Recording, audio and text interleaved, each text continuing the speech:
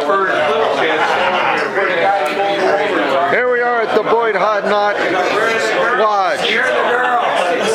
Honey, so nice to see you.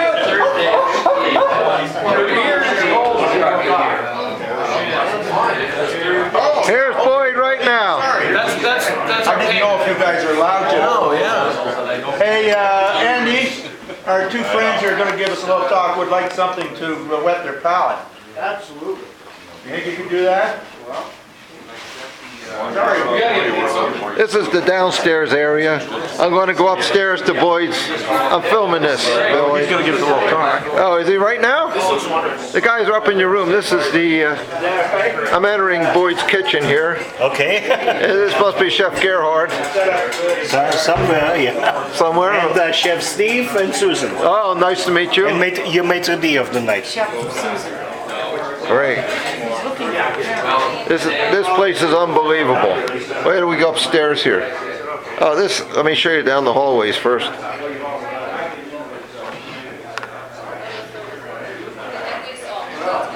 I'm going to go up to the room, Boyd's room. It's complete wood. You can't believe everything that's in here.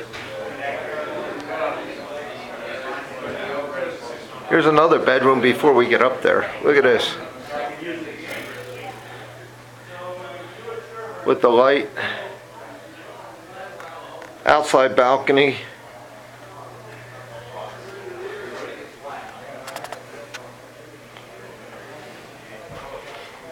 I still haven't gotten to Boyd's room yet. I'm no Bob Horn, but here we go. We're all the way up top. Here's over the side. You can see where I came from down below. That's the bar.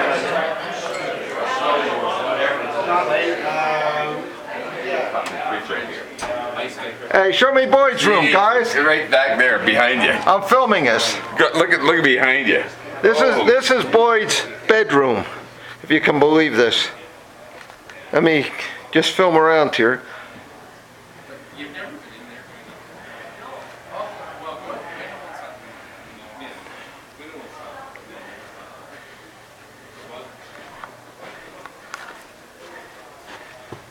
One of his outside balconies. The fireplace with the flat screen TV.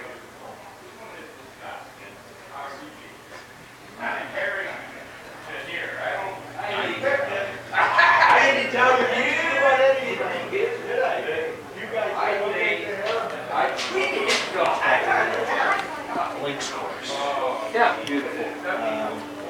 Well, it's kind of links. It's kind of. How's his bathroom here? And his own private sauna. Can you believe this?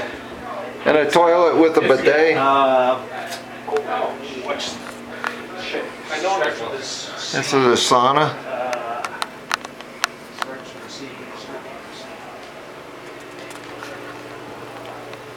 Then we'll go down these steps into his bathroom. Here's his hot tub. And double head shower.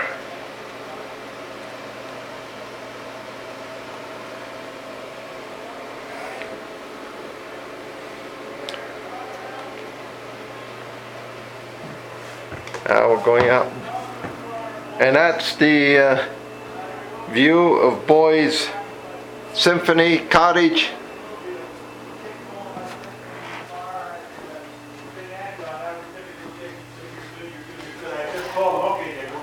Now we're walking downstairs. This is from the third floor, coming down around the steps.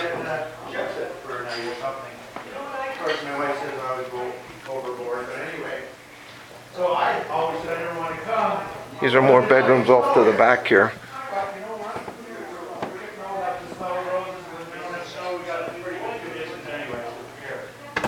One of the other bedrooms. There's a million bedrooms. We're going to go down the steps here. So, I'm going to introduce the kitchen staff. This is Susan, who gave us a tour on Saturday. I don't want to go. We got to get down here quick. They're doing the tour. Anyway, Susan is an artist and a friend of Gerhard. And I met Susan in November when Jane and I came down to see if Gerhard knew how to cook. Steve, come on over a sec. And this is our sous chef, Steve. And then here's the main man, Gerhard Hachtel. Okay? So he can tell you what you're having for dinner tonight briefly, and then we'll talk later after Bert and then after. Okay, we're starting off with the salad here.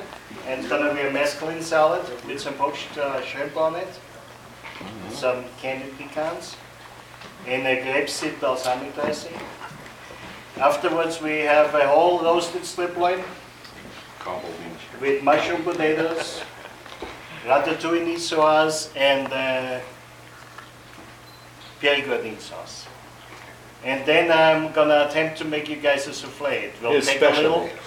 Okay, I have never even make one in that oven. It might work, might not work. If not, you get a Linzer to it if it doesn't work. But you know what? It was as good as making love when my wife and I had it. It was terrific. Is that why you changed the underwear? It was great. And what wine are we having tonight? I have a Pinot Grigio with the salad, and then we have Alex Coton. That's a Burgundy. With And there will be a half a glass each. and that is shared. Well, thank you. Get back to your work. Okay, so Back to couple this. people I've been dealing with is Vicky Russo, who's been my contact to get this all set up here, and then Bert Witzel, who met me when I came here in November, and we toured the cottages so I could pick out my bedroom and things. So, so Bert's going to give you a little talk about the area. And by the way, there's a book I bought here. It's the Sun Valley Story. It doesn't take long to read. And then, of course, over there we have pictures of all our dearly departed friends. But anyway, go ahead, Bert. Okay. Well, first of all, again, welcome. I recognize a lot of familiar faces from last night. And if it was miserable yesterday, it's even worse today, right? Just an awful place to be. You guys look like you're having an awful time. Boyd asked me to talk a little bit, so I figured I might paraphrase the Sun Valley Story book that you purchased. Sun Valley's an amazing place. First ski resort in the country. And I guess what I'll do, I'll kind of go from the beginning through to current day. America, 1930s. Skiing didn't really exist in the country. It did in the sense that there were backyard rope tows. It was a new sport. People were getting into this new thing called skiing. The Europeans were doing it, and it was starting to pick up. We're the first ski resort in the United States in 1936. There's actually some backyard rope tows, like I mentioned, and a lot of people doing ski touring. There's actually the first ski patrol in the country is Mount Mansfield, Stowe Mountain Resort in Vermont. But what happened was, in this area, there were no ski resorts. But there was one thing, there was railroad lines. Union Pacific ran lines all over the West. And there was a spur off of the main east-west route that came up through Shoshone into the town of Ketchum. The town of Ketchum was founded in the 1800s as a mining town. They mined copper and they mined iron. Thank you. And the mining boom sort of waned, was replaced by the sheep boom. And that came through, and that was starting to wane. And Union Pacific said, what are we going to do? We can't make our bills with, you know, the ore that's not coming on our lines anymore, the sheep that's starting to dry out. What can we do? Well, people. Let's get people on our trains. How can we do that? There's nothing out there. There's no reason to get people on a train to Idaho. And so what they did, they said, let's give them a reason to get on a train to Idaho. Let's build a destination. So Union Pacific Railroad had this idea to build a destination resort of some sort in order to make money on the trains. So what they did was they went and they did their research, and skiing is the new thing. Skiing's going to be the big hot thing, and it hasn't exploded yet. Let's make it explode. Let's find a way to do it. So Sun Valley hired a team of Austrian sort of ski guys, developers, if you will, if you could say that there were Austrian ski resorts back then. They hired them to come to the United States and And the trains were struggling all over, not just in Ketchum. And so they had these Austrians go all over the country. They went to Vail. We don't like it. Not going to work. Went to Aspen. No, we don't like it. Not going to work. They about gave up. And one of the Union Pacific guys said, you go to Ketchum, Idaho and check it out. And Count Felix Skopskotch was the Austrian that they sent up here, and he said, this is it. This is where you need to build a resort. This is beautiful, more beautiful than anywhere else I've seen. This is the place. And so they decided, okay, this is where we'll build a ski resort. And that was how Sun Valley got started. Now, it wasn't named Sun Valley. They hired a marketing firm to come up with a name that would attract people. Ketchum wasn't really a good one. They hired the same guy that sort of,